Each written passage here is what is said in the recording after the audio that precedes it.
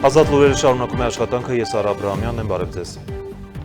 Նիկոլ Փաշինյանը հայտնել է, որ առաջիկայում նախատեսում է այցելել Ռուսաստանի Դաշնություն։ Այս մասին վարչապետն ասել է Երևանում քաղաքացիների հետ շփման ընթացքում, արձագանքելով քաղաքացիներից մեկի դիտարկմանը Ռուսաստանի հետ կապերի վերաբերյալ։ Նա նաև ընդգծել է, որ Ռուսաստանը Հայաստանի համար բարեկամ երկիր է։ Ավելի վաղ մարտի 23-ին տեղի էր ունեցել վարչապետ Նիկոլ Փաշինյանի հեռախոսազրույցը Ռուսաստանի Դաշնության նախագահ Վլադիմիր Պուտինի հետ։ Զրուցակիցները քննարկել են երկկողմ օրակարգի հարցեր եւ պայմանավորվել էին առաջիկայում քննարկումները շարունակել նաև հանդիպման ձևաչափով։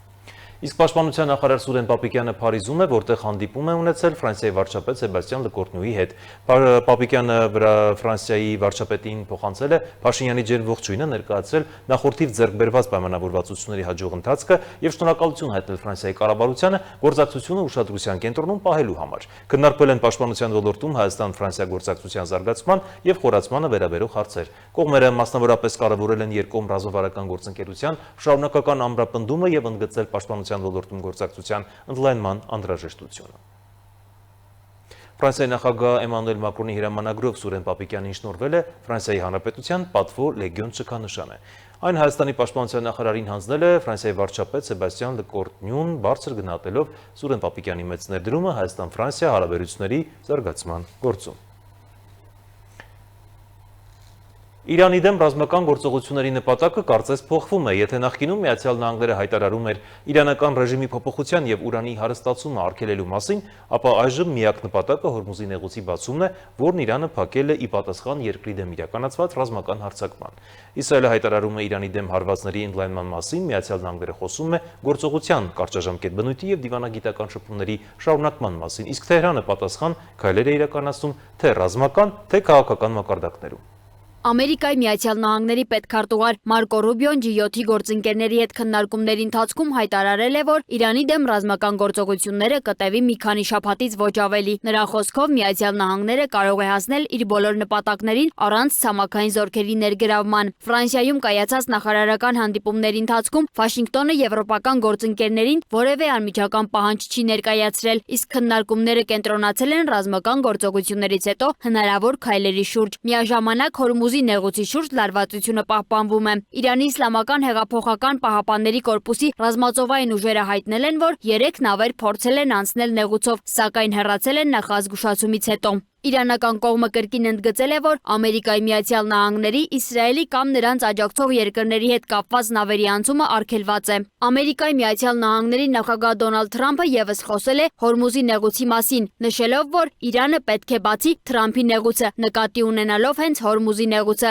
Նա նաև նշել է, որ շատերը այն կդիտարկեն որպես պատահաբար ասված խոսք, սակայն ըստ Թրամփի պատահականություններ չեն լինում։ Իրանական կողմը հայտարարել է, որ Իսրայելը հարվածներ է հասցրել երկրի փոխպատաձուլական գործարանին, էլեկտրակայաններին եւ մի շարք միջուկային ու ենթակառուցվածքային օբյեկտների։ Իրանի արտգործնախարար Աբբաս Արաղչին նշել է, որ այդ հարվածները խախտում են դիվանագիտական գործընթացի համար սահմանված ժամկետները եւ հավելել, որ Թեհրանը ստիպելու է Իսրայելին բարձր գին վճարել։ Իսրայելի պաշտպանության նախարար Իսրայել Կացը հայտարարել է, որ բանակը կուժեղացնի Իրանի տարածքում իրականացվող հարվածները եւ թիրախավորելու է նաեւ օբյեկտներ, որոնք կապված են սպառազինության հետ։ Նրա խոսքով Թեհրանը չի դադարեցնում հարվածները Իսրայելի խաղաղ բնակչության դեմ, ինչին ի պատասխան Իսրայելը ընդլայնում է իր գործողությունները։ Իսրայելական կողմի տվյալներով Իրանի եւ Հզբոլահի կողմից իրականացվել են զանգվածային հրթիռային հարվածներ, ինչի հետևանքով կան զոհեր եւ վիրավորներ։ Տարածաշրջանում ռազմական գործողությունները շարունակվում են նաև այլ ուղղություններով։ Իրանական լրատվամիջոցների տվյալներով Բահրեյնում տեղակայված ամերիկյան ռազմաբազաների ուղղությամբ արձանագրվել է ավելի քան 10 հարված։ Զուգահեռաբար հաղորդվում է նաև Շիրազում գտնվող քիմիական գործարանի վրա ավիահարվածների մասին, ինչի հետևանքով խոշոր հրդեհ է բռնկվել։ Միաժամանակ Ամերիկայի Միացյալ Նահանգները շարունակում է դիվանագիտական ուղիները։ Վաշինգտոնը հույս ունի մոտորերին հանդիպումներ անցկացնել Իրանի ներկայացուցիչների հետ հակամարտության հնարավոր կարգավորման շուրջ։ Այս ֆոնին շրջանառվում է նաև Ամերիկայի Միացյալ Նահանգների կողմից ներկայացված 15 կետից բաղկացած առաջարկը։ Իրանական աղբյուրների փոխանցմամբ Թեհրանն արդեն պաշտոնապես պատասխանել է այդ առաջարկին եւ ներկայացրել սեփական պայմանները, պահանջելով դադարեցնել ագրեսիան, ապահովել փոխհատուցում եւ բացառել պատերազմի կրկնությունը։ Իրանը նաեւ հայտարարել է, որ մոբիլիզացրել է ավելի քան 1 միլիոն քաղաքացիների հնարավոր ցամաքային գործողությունների դեպքում։ Իսկ հա Ամերիկայի Միացյալ Նահանգների նախագահ Դոնալդ Թրամփը կրկին կասկածի տակ է դրել ՆԱՏՕ-ին ամերիկյան աջակցությունը, դժգոհություն հայտնելով Իրանի շուրջ զարգացումների ընթացքում դաշինքի ոչ բավարար ներգրավվածությունից։ Նրա խոսքով ՆԱՏՕ-ն սխալ է թույլ տվել, երբ չի ցուցաբերել անհրաժեշտ աջակցություն։ Թրամփը նաև հարցականի տակ է դրել Ամերիկայի Միացյալ Նահանգների հետագա մասնակցությունը դաշինքին, նշելով, որ Վաշինգտոնը տարեկան հարյուրավոր միլիարդավոր դոլարներ է ծախսում ՆԱՏՕ-ի պաշտպանության համար, սակայն փոխադարձությունը ըստ նրա բավարար չէ։ Նշվում է, որ ՆԱՏՕ-ին 2025 թվականի ռազմական բյուջեի շուրջ 15.9%-ը ապահովել է Ամերիկայի Միացյալ Նահանգները։ Հայկական համայնքի համար զարգացումները եւս ցավալի հետևանքներ են ունեցել։ Իրանում գործող Ալիկ օրաթերթի տվյալներով մարտի 26-ին ռմբակոծության հետևանքով եղել է առաջին զոհը հայ համայնքի շրջանում։ Զոհվել է Նորջուղայի բնակիչ Հովանես Սիմոնյանը։ Միջազգային գնահատականներով տարածաշրջանում արդեն լուրջ վնասվածքներ են կրել տասնյակ էներգետիկ օբյեկտներ, իսկ նավթի գները շարունակում են աճել, ազդելով գլոբալ շուկայի վրա։ Այս պայմաններում ռազմական եւ դիվանագիտական գործընթացները զարգանում են միաժամանակ, իսկ իրավիճակը տարածաշրջանում շարունակում է մնալ լարված։ Սոնա Գիշյան, Free News, Ազատ լուրեր։ Ռուսական անօդաչու թռչող սարքերը գիշերը զանգվածային հարձակում են իրականացրել Օդեսայի վրա, 1 մարդ զոհվել է եւս 11-ը վիրավորվել, այդ թվում 1 երեխա։ 1 աթս ընկել է ծննդատան ընտանիքին, որի հիվանդներն ու անձնակազմը ավելի վաղ հասցրել էին հեռանալ ապաստարան։ Ռուսական բանակը հարձակվել է նաեւ Կրիվոյ Ռոգի վրա, 2 մարդ զոհվել է եւս 2-ը վիրավորվել են, վնասվել է արդյունաբերական օբյեկտ։ Իսկ Ռուսաստանի Յարոսլավի մարզում անօդաչու թռչող սարքերի հարձակման հետևանքով երեխա է մահացել, նրա ծնողները ծանր վիճակում հոսպիտալացվել են։ Միջազգային նորությունները Սաշարով։ ԱՄՆ պետքարտուղար Մարկո Ռուբիոն Զելենսկու այն հայտարարությունը, թե Վաշինգտոնը պահանջում է Դոնբասից ուկրաինական զորքերի դուրսբերումը, անվտանգության երաշխիքների դիմաց սուտ է անվանել։ Պետքարտուղարի խոսքով Զելենսկին ասել են բոլորովին այլ բան։ Անվտանգության երաշխիքները չեն կարող ուժի մեջ մտնել, քանի դեռ պատերազմը շարունակվում է։ Բացի այդ, Ռուբիոն ենթադրել է նաև, որ ԱՄՆ-ն կարող է Ուկրաինայի համար նախատեսված զենքը ուղղորդել Մերձավոր Արևելք։ Նշել է, որ դա դեռ տեղի չի ունեցել, չի ուղղորդվել, սակայն ամեն ինչ հնարավոր է։ Սրանք վաճառքներ են ռազմական մատակարարումներ, փառլ, որոնց համար վճարում է ՆԱՏՕ-ն։ Եվ որոշ պահի հարցն այն է, որ եթե մենք կարիք ունենանք, թույլ տվեք պարզաբանեմ, եթե Միացյալ Նահանգներն ունի ռազմական կարիք, լինի դա մեր պաշարների համալրումը, թե ԱՄՆ ազգային շահերից բխող որևէ առաքելություն կատարելը, մենք միշտ կլինենք առաջին ընտրությունը մեր զենքի հարցում։ Կարծում եմ, որ դա ճիշտ է աշխարհի ցանկացած երկրի համար, եթե այդ երկիրը չի ցանկանում գոյատևել։ Այնպես որ ես ոչինչ չունեմ հայտարարելու, չեմ կարող ասել, որ դա տեղի է ունենում հենց հիմա, բայց դա կարող է տեղի ունենալ, ընդգծել է Մարկո Ռուբիոն։ Բացի այդ, Ռուբիոն հայտարարել է, որ եթե Ուկրաինան հրաժարվի զիջումների գնալ, պատերազմը կշարունակվի։ Լիբանանի հարավում անվտանգության գոտին ամրապնդելու նպատակով Գիվաթի բրիգադի զինծառայողների կողմից իրականացվող ցամաքային գործողությունների շրջանակում շահետ 13 ստորաբաժանումը հատուկ գործողություն է իրականացրել հետախուզական տվյալներ ստանալուց հետո, որ Ալխիամ շրջանի դպրոցում զենք կա։ Դպրոցի ներսում հայտնաբերվել են հարյուրավոր միավոր զինատեսակներ, այդ թվում հակատանկային հրթիռներ, ականանետային արկեր, նռնակներ, արձակման կայանքներ, հրաձգային զենք, պայթուցիկ սարքեր, պայթուցիկ նյութեր եւ դրանց պատրաստման բաղադրիչներ։ Մարտի 27-ին Ռուսաստանի ԱԳՆ-ը կանչվել Չեխիայի դեսպան Դանիել Կոշտովալը Պրահայում ռուսական տան վրա հարձակման կապակցությամբ։ Այս մասին հայտնում է Ռուսաստանի արտաքին քաղաքական գերատեսչության մամուլի ծառայությունը։ Չեխ դիվանագետին վճռական բողոք է ներկայացվել մարտի 26-ի երեկոյան Պրահայում Ռուսաստանի գիտության եւ մշակույթի կենտրոնի վրա կատարված հարձակման առնչությամբ, որի ընթացքում օգտագործվել են հրկիզիչ խառնուրդող շշեր։ Financial Times-ի հաղորդմամբ Volkswagen ընկերությունը բանակցություններ է վարում իսրայելական պետական Ռաֆայել ընկերության հետ Մոսաբրյուկում գտնվող իր գործարանում երկաթե գմբեթ հակաօդային պաշտպանության համակարգի բաղադրիչների արտադրություն սկսելու վերաբերյալ։ Գերմանիայի կառավարությունը աջակցում է այս գործարքին, չնայած Ռաֆայել ընկերության հասցեին աճող քննադատությանը կապված նրա դերի հետ հրթիռների եւ անօդաչու սարքերի արտադրության մեջ, որոնք կիրառվել են Պաղեստինյան Գազայում խաղաղ բնակչության դեմ հարձակումների ժամանակ։ Չինաստանի Սիան քաղաքի մայրուղու վրա տեղադրված ձայնամեկուսիչ պատնեշն այժմ ամբողջությամբ ծածկված է արևային վահանակներով, այն կանխում է աղմուկը, արտադրում է էլեկտրաէներգիա, առավելագույն արդյունավետությամբ է օգտագործում հանրային տարածքը, գրել է Չինաստանի ԱԳՆ ներկայացուցիչը եւ տեսանյութ է հրապարակել։ Առաջիկա օրերին եւ շաբաթներին Մերձավոր Արևելքում լարվածության սրացում է սպասում, հայտարարել Լեհաստանի վարչապետը։ Ես հիմք ունեմ կարծելու հատկապես մեր դաշնակիցներից ստացված տեղեկատվության հիման վրա, որ դժվար է ակնկալել, որ Մերձավոր Արևելքում իրավիճակը կկայունանա առաջիկա օրերին։ Առաջիկա օրերն ու շաբաթները կարող են հանգեցնել սրացման, նշել է Տուսկը։ Անցնող շաբաթը առանձնացավ տարբեր աղմկառույց դեպքերով եւ բացահայտումներով Ազգային ժողովի նախագահ Ալեն Սիմոնյանի հետ միջադեպից հետո քաղաքացուն մեղադրանք է առաջադրվել խունիգանության համար։ Դատանը մերժել է Տաշիր կապիտալի հայցը, Հովիկ Աբրահամյանի գործով տուժող է ճանաչվել Արտաշատ համայնքը, 3-ամյա Տիգրանին խեղտամահ Արաց հայրը դատապարտվել է ՑՄ ազատ ազրկման, սպանության կասկածանքով կալանավորում է իրականացվել Երևանում, նաեւ կատարվել են խուզարկություններ, հարուցվել նոր քրեական վարույթներ։ Ոստիկանությունից քննչական ուղարկված հաղորդման համաձայն Ազգային ժողովի նախագահի հետ միջադեպից հետո մեղադրանք է առաջադրվել Միքայել Մարգարյանին, որն իրականացրել է խուլիգանական գործողություններ, մասնավորապես հասարակության նկատմամբ բացահայտ անհարգալից եւ բարոյական նորմերի նկատմամբ բացահայտ արհամարհական վերաբերմունք դրսևորելով հայհոյանք եւ անպարկեշտ արտահայտություններ է հնչեցրել։ Գլխավոր դատախազությունն էր ոստիկանների հանցագործության մասին հաղորդումն ուղարկել իրավապահներին, երբ Ազգային ժողովի նախագահ Ալեն Սիմոնյանն ու քաղաքացի Միքայել Մարգարյանը միմյանց հայոյանքներ են հնչեցրել։ Մարգարյանին եւ եւս մեկ քաղաքացու բերման են ենթարկել ոստիկանություն, ապա 3 ժամ անց ազատ արձակել ենթարկելով վարչական պատասխանատվության։ Ազգային ժողովի նախագահը պնդում է, իր նկատմամբ կազմակերպված սադրանք է եղել։ Վարչական դատարանն ամբողջությամբ մերժել է Տաշիր կապիտալ փակbaşնետիրական ընկերության հայցն ընդդեմ ՀՑՀԿ-ի։ Հեցի էլեկտրական էներգիայի հզորության բաշխման լիցենզիայի գործողությունները դադարեցնելու մասին հանձնաժողովի 2025 թվականի նոյեմբերի 18-ի որոշումը կմնա անփոփոխ։ Հայաստանի նախկին վարչապետ տարածքային կառավարման նախկին նախարար Հովիկ Աբրահամյանի գործով տուժող կողմ է ճանաչվել Արտաշատ համայնքը։ Նման որոշում է կայացվել հակակոռուպցիոն դատարանի կողմից, հիշեցնենք։ Հայաստանի նախկին վարչապետ Հովիկ Աբրահամյանը 2025 թվականի հունիսի 13-ին ձերբակալվեց, հաջորդ օրը նրա նկատմամբ խափանման միջոց կիրառվեց տնային կալանքը։ Մոտ 1 ամիս անց Հայաստանի վերաքննիչ դատարանը փոխեց տնային կալանքը վարչական հսկողությամբ։ Հովիկ Աբրահամյանի նկատմամբ հանրային քրեական հետապնդում է հարուցվել պաշտոնեական դիրքի չարաշահման եւ ենթադրյալ հանցավոր ծագում ունեցող գույքի հողամասերի օրինականացման մեղադրանքով։ Ծափաթաղում 3-ամյա երեխային կյանքից զրկած հայրը դատարանի որոշմամբ դատապարտվեց ՑՄ ազատ ազրկման։ Հիշեցնենք, որ նոյեմբերի 2-ին մի քանի օր որոնողական աշխատանքների արդյունքում Գեղարքունիքի մարզում հայտնաբերվել էր հոկտեմբերի 27-ից որպես անհայտ որոնվող Ծափաթաղ գյուղի բնակիչ 3-ամյա Տիգրանի մարմինը։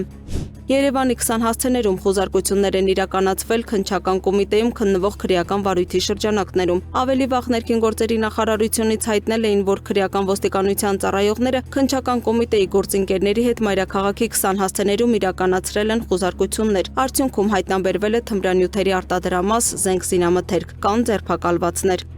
Նախաձեռնվել է քրեական վարույթ կանանց մշակույթի տան հրդեհի դեպքի առթիվ։ Քննչական կոմիտեից հայտնում են, վարույթը նախաձեռնվել է գույքը ոչնչացնելու կամ վնասելու համար, որը կատարվել է հրկիզման, պայթյունի կամ հանրավտանգ այլ եղանակով։ Կատարվում է նախաքննություն, նշանակվել են համալիր փորձաքննություններ։ Հայաստանի հակակոռուպցիոն կոմիտեի կողմից նախաձեռնված քրեական վարույթով հիմնավորվել է, որ Սևանի բժշկական կենտրոնի տնօրենն օգտագործելով իր ծառայողական լիազորությունները կատարել է իրեն վստահված խոշոր չափի գույքի հափշտակություն, նաև խմբի կազմում փաստաթուղթ է կեղծել։ Մասնավորապես պարզվել է, որ վերընշված բժշկական կենտրոնի տնօրենը 2022 թվականին աշխատանքի է ընդունել իր մտերիմ անձին, որը սակայն նշված ժամանակահատվածից մինչև 2024 թվականի նոյեմբերը ընդհանրապես աշխատանքի չի հաճախել եւ իր աշխատանքային պարտականությունները չի կատարել։ Նախաքննությամբ հիմնավորվել է նաև, որ տնօրենը նույն բժշկական կենտրոնի աշխատակցի հետ նախնական համաձայնությամբ վերընշված անձի աշխատանքի հաճախելու վերաբերյալ կազմել է կեղծ փաստաթուղթ, որի հետևանքով բժշկական կենտրոնի բյուջեից որպես աշխատավարձ վճարվել է ավելի քան 2,238,745 դրամ։ Բժշկական կենտրոնի տնօրենին մեղադրանք է ներկայացվել նրա նկատմամբ որպես խափանման միջոց է կիրառվել բացակայելու արգելքն ու պաշտոնավարման կասեցումը։ Նախաքննության ընթացքում պետությանը պատճառված վնասն ամբողջությամբ վերականգնվել է։ 20-ամյա աղջկա սպանությունը կատարելու կասկածանքով դատարանի որոշմամբ կալանավորվել է Փաստաբանների պալատի փաստաբան Արամ Թումանյանը, իսկ նրա կնոջ նկատմամբ խափանման միջոց է ընտրվել չբացակայելու արգելքը։ Նշվում է, որ 20-ամյա աղջիկը, որը սովորելու նպատակով Վանաձորից ժամանել էր Երևան, 2022 թվականի հունվարի 21-ին ինքնասպան չի եղել։ Մինչև նրան պատուհանից նետելը ԱԹ-ն բութ առարկայով հարվածել է նրան, որից հետո ամուսինները դեպքը կոծկելու նպատակով իրենց տան խոհանոցի պատուհանից նրան դուրս են նետել։ Կարեն Դեմիրճյանի անվան մարզամերգային համալիրում տեղի է ունեցել ֆրանկոֆոնիայի խաղերի լոգոյի հանդիսավոր շնորհանդեսը։ Միջոցառման ընդգծվել է Հայաստանի դերակատարությունը եւ հավակնությունները ֆրանկոֆոն աշխարհում։ Խաղերը կանցկացվեն 10 մշակութային եւ 10 սպորտային անվանակարգերում, որոնք տեղի կունենան Երևանում, Աբովյանում, Չարենցավանում եւ Ալմավիրում։ Երևանը պատրաստվում է հյուրընկալել միջազգային նշանակության խոշորագույն միջոցառումներից մեկը 2027 թվականի հուլիսի 23-ից մինչև օգոստոսի 1-ը Հայաստանում կանցկացվեն ֆրանկոֆոնիայի 10-րդ միջազգային մարզամշակութային խաղերը։ Այս իրադարձությունը ոչ միայն կարևոր մշակութային ու սպորտային տոն է, այլև կարևոր հարթակ միջազգային գործակցության եւ համերաշխության ամրապնդման համար։ Երևանում կայանալիք ֆրանկոֆոնիայի խաղերը լինելու են հոբելյանական 10-րդը։ Հատկանշական է նաև, որ այս խաղերի պատմության մեջ առաջին անգամ անց է կացվելու մի երկրում խաղերը, որտեղ ֆրանսերենը պաշտոնական լեզուներից չէ, ինչը ևս մեկ անգամ ընդգծում է ֆրանկոֆոնիայի բաց եւ ներառական բնույթը։ ԵՒս մեկ առանձնահատկություն եմ ուզում շեշտել։ Երևանում կայանալիք ֆրանկոֆոնիայի խաղերի բացման պաշտոնական արարողությունը անց է կացվելու ոչ թե մարզադաշտում, ինչպես բոլոր նախորդները, այլ բաց տարածքում, Երևանի սրտում, Հանրապետության հրապարակում, ինչը վստահ ենք, նոր շունչ եւ հատուկ իմաստ կհաղորդի այս մեծ իրադարձությանը։ Ուզում եմ ասել, որ ամբողջ Երևանը ներգրաված է լինելու այս բացման արարողությանը։ Ֆրանկոֆոնիայի միջազգային կազմակերպությունը, որը միավորում է 396 միլիոն ֆրանսախոս աշխարհի տարբեր անկյուններից, իր գործունեությամբ նպաստում է խաղաղության, ժողովրդավարության, կրթության եւ կայուն զարգացման արժեքների տարածմանը։ Կազմակերպության կազմում ընդգրկված 90 պետություններն ու կառավարությունները ներկայացնում են ՄԱԿ-ի անդամ երկրների ավելի քան 1/3-ը, ընդգծելով դրա գլոբալ ազդեցությունը։ Հայաստանի կողմից խաղերի հյուրընկալման հայտը հաստատվել է 2024 թվականի փետրվարի 8-ին, ինչից հետո սկսվել են լայնածավալ նախապատրաստական աշխատանքներ։ Խաղերը կանցկացվեն Երևանում, Աբովյանում, Չարենցավանում եւ Արմավիրում, ընդգրկելով 10 մշակութային եւ 10 սպորտային անվանակարգեր։ Մշակութային ծրագրում ներառված են թատրոնը, պարարվեստը, երգեցողությունը, գրականությունը, թվային ստեղծարարությունը եւ այլ ուղղություններ։ Իսկ սպորտային մրցաշարերը ներառում են աթլետիկա, ֆուտբոլ, շախմատ, ձյուդո եւ այլ մարզաձևեր։ Մենք նախատեսում ենք հյուրընկալել մի քանի տասնյակ երկրների շուրջ 4000 մասնակիցների եւ կարծում ենք, որ հաշվի առնելով մեր երկրի փորձառությունը վերջին տարիներին մեծամասշտաբ տարբեր մրցաշարեր եւ միջոցառումներ անցկացնելու առումով ավելի քան պատրաստ ենք այդ աշխատանքը իրականացնելու եւ նաեւ այդ աշխատանքը պատշաճ ու բարձր մակարդակով կազմակերպելու։ Խաղերի կազմակերպումն իրականացնում է ֆրանկոֆոնիայի խաղերի միջազգային կոմիտեն սերտգործակցությամբ Հայաստանի ազգային կոմիտեի հետ, որը գլխավորում է վարչապետի աշխատակազմի ղեկավար Արայիկ Հարությունյանը։ Արդեն իրականացվել են փորձագիտական այցեր, ուսումնասիրվել են մրցութային հարթակները, քննարկվել են լոգիստիկ ու տեխնիկական հարցերը, ապահովելու միջոցառման բարձր մակարդակով անցկացումը։ Ֆրանկոֆոնիայի կազմակերպության հետ պայմանավորվածություն ունենք նաև կազմակերպելու ֆրանսերեն լեզվի ուսուցման դասընթացներ։ Ներգրավելու ենք նաև ֆրանկոֆոն կամավորների, մեր գործընկերների հետ համագործակցությամբ եւ սա ոչ միայն թույլ կտա պատշաճ կազմակերպել եւ սպասարկել ֆրանկոֆոնիայի խաղերը, այլ վստահ եմ, որ մեր երկրում մարդկային կապիտալի զարգացման եւ լեզվական կարողությունների զարգացման շատ կարեւոր խթան կլինի։ Իհարկե անհրաժեշտ բոլոր աշխատանքները պլանավորված են եւ բյուջետավորված են, դրանք ներառում են մեծ ծավալի գույքի ձեռքբերման, անհրաժեշտ բարեկարգումների եւ վերանորոգումների եւ մնացյալ ուղղություններով էլ աշխատանքներ, ու ես շատ ուրախ եմ, որ մեր հարթակները լինելու են ինչպես պետական, այնպես էլ հասարակական կազմակերպությունների, ստեղծագործական միությունների տարածքներում։ Իդեպ հանրությանը ներկայացվեց նաև խաղերի պաշտոնական տարբերանշանը, որը խորհրդանշում է մշակույթի եւ ժամանակակից արվեստի ներդաշնակ միաձուլումը։ Այն հիմնված է հայկական ավանդական հավերժության նշանի եւ Քոչարի բարի շրջանաձև շարժման վրա, մարմնավորելով շարունակականություն, միասնություն եւ ուժ։ Այս տարրերը վերաիմաստավորվել են ժամանակակից մոտեցմամբ, մարդկային շարժումը վերածելով համընդհանուր ռիթմի, հասկանալի յուրաքանչյուրի համար անկախ մշակութային սահմաններից։ Այս բոլոր շերտերը միավորվում են ամբողջական շրջանաձև կոմպոզիցիայի մեջ, ձևավորելով փոխկապակցված դինամիկ կերպարների շարք։ Այսպիսով, լոգոն արտահայտում է էներգիա, կապ եւ խաղ, ներկայացնելով ֆրանկոֆոնիայի խաղերի էությունը որպես մշակույթի, սպորտի եւ միասնականության շարունակական տոն։ Ֆրանկոֆոնիայի խաղերը Հայաստանում խոստանում են դառնալ ոչ միայն մրցակցային հարթակ, այլև մշակութային երկխոսության եւ միջազգային գործակցության կարևոր կենտրոն, ամրապնդելով երկրի դիրքը համաշխարհային մշակութային քարտեզի վրա։ Լուսինե Գրիգորյան, Free News, Ազատ լուրեր։ Եվ թողարկման վերջում տեղեկացնենք, որ ժամը 14:26-ին Մարտունի քաղաքից 15 կիլոմետր հարավ-արևելք ընկած հատվածում 3 բալ ուժգնությամբ երկրաշարժ է տեղի ունեցել։ Ստորգետնյա ցնցումը զգացվել է Գեղարքունիքի մարզի Մադինա գյուղում։ Այսքան այս ժամի համար կհանդիպենք։